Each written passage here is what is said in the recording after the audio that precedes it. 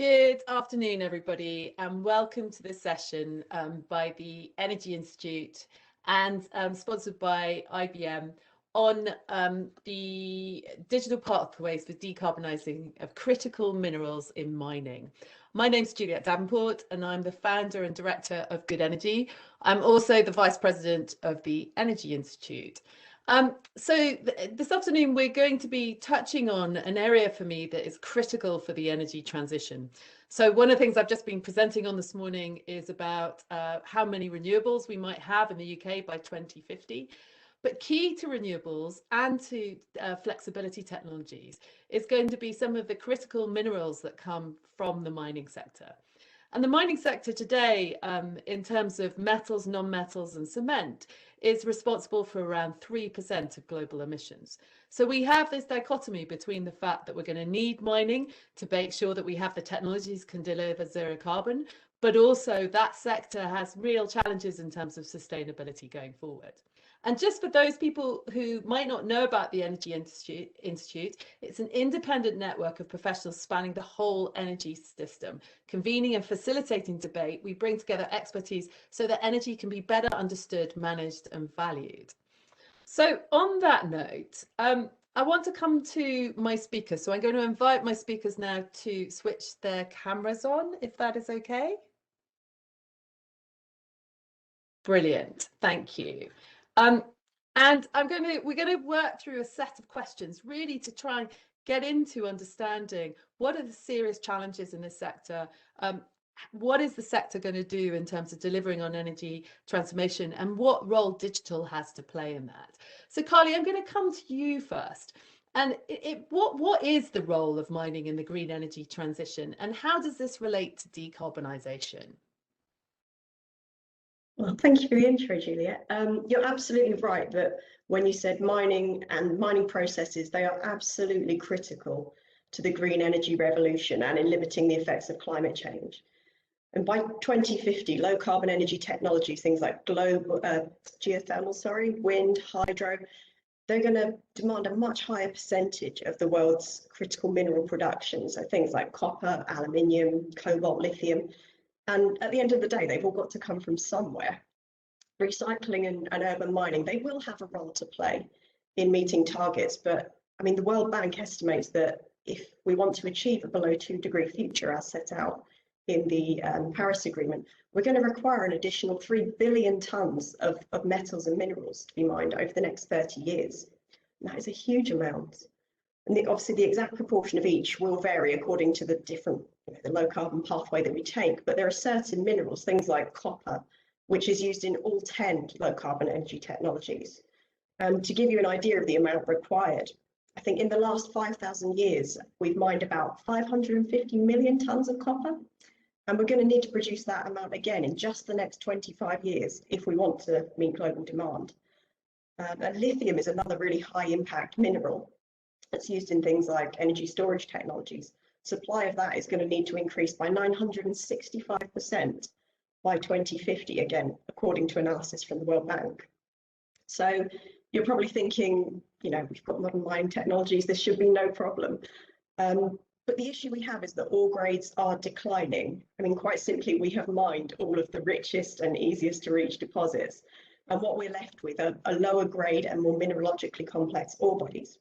And that means that the amount of material that needs to be handled and processed and the amount of energy and water that we need to produce every ton of metal, it's increased hugely over the last 30 to 40 years. So many of the traditional mining processes and technologies that we have, they're just not efficient enough to recover those metals from the lower grade ores without significantly adding to the effects of climate change or having a detrimental impact on the local environment and local people. But I mean, the good news is that there's lots of initiatives and projects going on at the moment to improve and reimagine mining processes, and collaboration between mining companies, vendors, research institutes is playing a really big part in that. So the future does look bright. Carly, so sorry, I was just trying to find my unmute button. So a big challenge really for the mining sector, and a big challenge for the rest of the energy sector, because we need the mining sector to support this. So, and Mark, Mining is a core sector as part of this. As Carly's just outlined that, and some of the numbers she just talked through are sort of eye-watering. I mean, what in terms of what do you think are the key levers for decarbonisation then, from an energy point of view, that we can really use today, but going forwards in the future? And as Carly outlined, so we're going to be doing research and innovation. What do you think some of those might be? Yeah, and I think Carly articulated it really well, the challenges that we're going to face as part of the energy transition, but actually also the great opportunities that we have. And if we think about mining, I always think about decarbonisation as well as broader sustainability aims, because it includes, as Carly talked about, water and land use and societal license to operate. If we're thinking about decarbonisation as well as related to the energy transition, I think there are probably three key levers that we have. One, which Carly touched on, is around innovation. There are already technologies that we have available today and digital solutions that can already start changing some of these things. So for instance, energy optimization. Most mine sites, I think the average idling time of a truck is about 15%. That's 15% of the time is just sitting there using diesel, which is a cost, but also in environmentally putting emissions into the air that doesn't need to be there. It's around asset optimization and storage options. So there's a lot of technology that we can just expedite within the industry. I think the second one, which Carly touched on, which I'm a real huge passionate believer of, is collaboration. As part of this energy transition, no one company has all the solutions and all the answers. So we need to really work across the whole value chain and ecosystem and to really deliver at pace. And also we need collaboration to really do that at scale. And that's within the sector, but it's also looking at non-traditional partners that we maybe wouldn't have looked at in the past. And I think finally, it's around policy. And I say that because we need a common framework at a sector level to make sure that we develop what does a low carbon business model look like? What is the infrastructure for that? How do we do that in a safe way? What are the products and services that really are required to drive sectoral decarbonization? Because how you do that for copper is very different from how you do that from gold. So we just need government as well as OEMs and others coming together to really bring that policy framework in together. Mark, thank you. I mean, that's a really comprehensive sort of view, sort of innovation, collaboration, and policy. I mean, Sonia, from your point of view, digital innovation, we've touched on it sort of slightly through some of the conversations so far, but what can it really deliver? Because digital means so many different things to different people, doesn't it? And it sort of give us a vision of what it means for this sector and how it can deliver on zero carbon. Yeah, okay, all right. So I want to connect some dots between what Carly said and what Mark said, right? If you think about, you know, we've been mining without digital, right? So it was one of the first professions of the human race actually to do that. But now the easy grades are gone, easy ore bodies have been found. So I think there's a very important role for digital to rethink how mining is done from the start. And from the start obviously means with exploration and understanding the subsurface. And what we've seen over the past few years is great advances in the application of, you know, what is called artificial intelligence to huge data sets that allow us to understand the subsurface a lot better.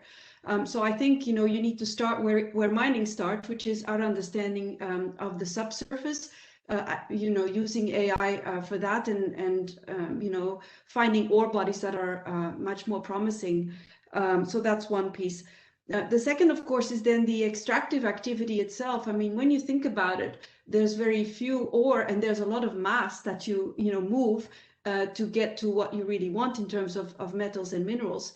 So to really think about, you know, where, you know, how you go about the extractive activity and start to think of a digital twin really of that sort of operation. You know, we think of digital twins often as, you know, a twin of a plant or a construction. But what if you really started to model the whole extractive activity in a digital twin? I think that is a promising idea, of course. And then in terms of, you know, just the energy usage, I think we are used to optimizing every single parameter of operation for cost or for uptime.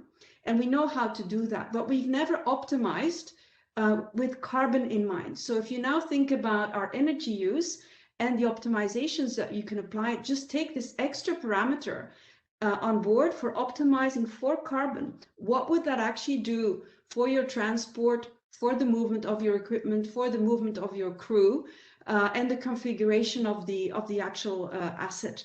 So I think these are just 3 concrete examples that are very promising, but this will go a lot further because, you know, you think of the whole mine cycle, then, you know, okay, you have the ores, you know, you need to transport them. So we also need to think about, you know, from the beginning of the product to where it is going, how do we really think as a value chain and optimize also there for low carbon. We're just getting started with digital here. Yeah, I mean, Sonia, that sounds fascinating. I mean, and really exciting because I am a bit of a data junkie. So as soon as you start talking about optimization related to carbon, that is music to my ears. So Carly, coming to the mining industry, I mean, how do you think the industry itself can start to accelerate its efforts in decarbonisation, and what's really holding it back today? Well, I think it's worth acknowledging to start with that some of the companies in the mining space are making really great progress on decarbonisation, and some of them have had plans in place as sort of part of their wider climate change mitigation strategies for well over 10 years. And I know that certainly most of the tier 1 miners now have goals to be carbon neutral by 2050 or sooner. So I think what we really need to do is focus on raising the standard across the industry collectively. That's what will have the biggest impact going forward. So 2 ways that we can do that, and again, Mark and Sonia have already touched on this a little bit, but to dive a bit deeper, our collaboration and through digitizing businesses, as Sonia was saying, right the way from the mine face to the boardroom. So when it comes to collaboration, there are some really great initiatives, things like the Innovation for Cleaner, Safer Vehicles program, which the ICMM, the International Council on Mining and Metals, is running. And that brings together mining and metals companies with OEMs in a non-competitive environment, which is really key, I think. And they're aiming to introduce emission-free surface mining vehicles by 2040. So large mining equipment currently makes up around 30 to 50%, and in some cases up to 80% of Scope 1 emissions at mine sites. So that's a really key area to target. We need more programs like that. And then I think because for change management to be successful, it's really got to have buy-in at every level of an organization from the top down. I think we need more peer-to-peer support and mentoring programs. We need leaders from companies who've basically got more advanced decarbonisation plans to support others in developing their own efforts as well. And when you look at what the mining industry has achieved over the past 20 years around safety, you know, that's phenomenal what we've done. That's an issue that transcends any competitive barriers. And when it comes to collaboration, I think we can have something similar around decarbonisation going forward if that's what we want. And then digitisation, that's really important, not just in achieving decarbonisation, but in accurately measuring it and reporting it to stakeholders all the way across the value chain. Because at the end of the day, you can't manage what you can't measure. So as we start to embrace things like open data standards, implement vendor neutral data platforms, you know, that can handle and analyze information and inform them across different company functions and across different assets, that's really going to help improve companies' understanding of their carbon footprint, but also of other companies within supply chains as well, both upstream and downstream. And that will really help them to sort of home in on areas that can be improved and that need attention. I mean, there are plenty more ways that we can accelerate our efforts, but I see those 2 as being really key. And I think Mark and Sonia are probably going to give you some more detail on each of those 2.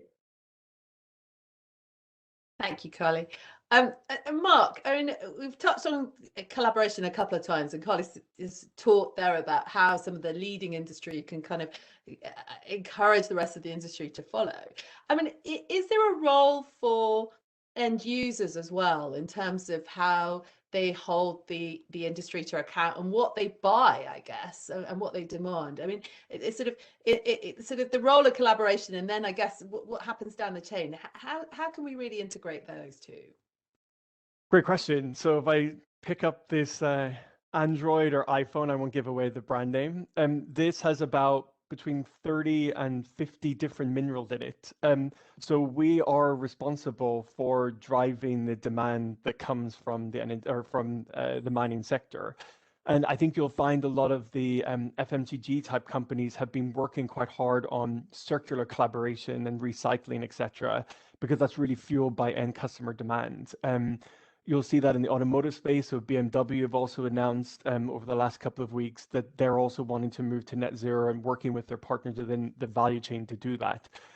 If I look at collaboration, and a lot of it, as I said, throughout COVID has really been driven by people thinking about the value of what they want to leave to the next generation. Collaboration is both internal and external to, let's say, a mining company. And if I look at external, where some of the challenges lie, and Sonia and I were part of, it was hosted by IBM and Shell, a roundtable with a lot of mining professionals over the last 3 to 4 weeks. And a lot of what they were saying was, we know we want to collaborate, we just don't have the commercial or partnership models in which to do it. So we don't know how to do that. How do we create a win-win for everybody within that value chain? I think the second one is, what are the common goals and objectives? So what is it that we want to achieve? Why do we want to achieve that? I think Carly articulated really well around what is, for instance, the common carbon guidelines. So how do we measure carbon? If we do something here, what does that mean over there? I think then internally, it's within mining companies, it's decarbonization is not at the expense of operational efficiency and production. They're both this, you can do both in conjunction. So I think it's not working in silos. So I think that there's a lot of conflict between operations and production saying you're distracting us from what we need to do. But actually, there's large pieces of research out there that companies that are moving and expediting towards the energy transition are actually much more efficient and their production levels are increased. So I think it's kind of bringing that on. And I think the other thing I'll just leave everybody with is, and why I'm so passionate about collaboration, is everyone is interconnected. So your scope 1 is someone else's scope 3, and we cannot do it on our own. So we've got to come together to kind of solve that. And another thing that kind of Shell and IBM launched with 50 other companies in the energy sector was Open Footprint, which was setting up data standards around how we share information around our scope 3. Because unless we set up those standards and start sharing information and being transparent, we're never really going to move on. So I guess Sonia will cover a bit some of that in her answer. Mark, thank you. And that's really interesting. And sort of moving on to Sonia, and in terms of those, it seems to me that we do have two speeds in the mining sector, sort of people who are already looking ahead and trying to look at the digital revolution and the sustainability, and those who may not be quite there yet. I mean, what do you see the main blockers to the broader adoption of digital in mining, and how will we remove them? All right, okay. So I'd like to point to 3 things that I think are fixable, but we do need to remove them. And I'll start with the one that Mark mentioned, which is this idea of, we need shared data standards, right? If we're going to tackle a big systemic problem that involves, suppliers to the mining industry, the miners themselves, their customers, and we need to measure and report and solve for it together. We need an open data standard, and we also need technologically what we call open architectures, so systems that can speak to each other, so that you can easily exchange information or build new applications that use shared data. So I think that's definitely something not there yet, and that we're very much working towards in a collaborative way. The second thing, of course, is, even if you have open data, people in the field need to be able to trust your data. It needs to therefore be in the hands of the workers who make decisions every day, in the hands of, people who run plants. They need to be able to trust that data. And so that requires, that you come with, I would say, with a user experience, that actually makes these data actionable, and that they know it's the right stuff at the moment that they need it. So this sort of real-time equipping the user with really useful information in a user experience that belongs to them, I think is very important, because otherwise the data won't be acted upon, right? Which is the second requirement. And then the third thing I think is we need scale. Because what we see a lot is there's very clever things going on, and I gave you some examples, you know, in the first answer. There is AI, you know, and there's digital twins, and there's blockchains, and there's all of that, but it doesn't scale. You know, they remain at this point relatively insulated experiments in the most advanced minds or led by the most innovative people. But what we really need is we need this to scale across companies, across different minds, including those that are not yet digitally fully equipped.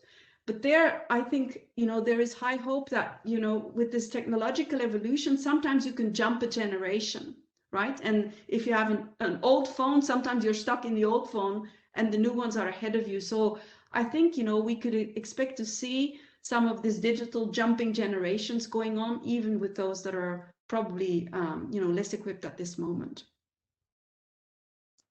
Brilliant, Sonia. Thank you so much for that. So we're now going to open the floor to questions of the floor. We haven't got a huge amount of time, but we've got a couple of questions coming on. People seem to be putting questions in the chat, which I'm very happy to take, or you can use the Q&A. So please do that. Well, we're going to start with a question from Laura Santos, which first of all, thanks us for the interesting conversation so far.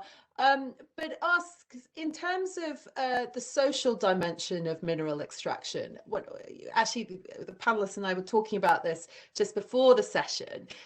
Is there a role for digital in that side of it as well, and sort of really understanding that? Sonia, I don't know whether you want to start to that, and maybe I'll come to Mark and then to Carly after. Yeah, I think it comes down to trust, and trust in the provenance, right? So that the social dimensions, all the ESG requirements have been met at the moment that the mineral is sourced, right? Is extracted and shipped and so on and so forth. And the technology there that is really coming to the fore is called blockchain technology, right? Where you really can understand for every single, you know, piece of mineral that goes into a battery, for instance, where that comes from. So you have traceability, and you know, the traceability digital needs to be verified by an actual audit type of procedure, right? So that, you know, you can link the actual physical origin to what is in the ledger, in the shared ledger in the blockchain. Yeah, there are several examples of that, and we see similar in related, or I would say different industries, like you know, consumers also want this transparency for their food, for instance. Where does my food come from, right? Similar technology, similar solutions of collaboration around this this provenance. Yeah. Thanks, Sonia. Sort of Mark, what are your thoughts on this? And are we actually beginning to start to look at this already? Are we seeing data come through on the social provenance and social justice areas? I mean, absolutely. To give you an example from an energy side, biofuels is seen as a transitional fuel away from diesel. But biofuels usually comes from waste of vegetable oil or others. And our customers are asking us, we want verifiable proof to know where this has come from, and that this is coming from sustainable sources, that you're not utilizing, let's say, land that could be used for agriculture or other purposes for biofuels. So more and more we're providing data, and not to kind of also talk about blockchain, but blockchain is going to be one way to do that. And we're just running a pilot with one of our sectors to kind of just say to them, okay, we will utilize blockchain for the next 2 years to show you where the feedstock is coming from. That's important for them, but also important for their end customers, because they also want to show proof that, you know, they're aiding the energy transition. I think Lara's question is going to be more and more important, not just around how people are utilized and kind of part of this energy transition, but also how data is used to, I get not put pressure on us all, but to make sure we're doing the right things at the right time. Thanks, Mark. And Carly, I mean, how do we start to communicate this to the wider public, what the mining sector is actually looking to do? Because it's not a sector that sort of people bring to mind as being kind of leading edge in terms of sustainability. I mean, what more can we do to get sort of the work that Mark and Sonia are looking at in terms of this out to the wider public? I think there's a huge amount we can do. But the key thing is that we are doing really great work on the sustainability front. It's just a case of telling those stories and getting the message out in the general media.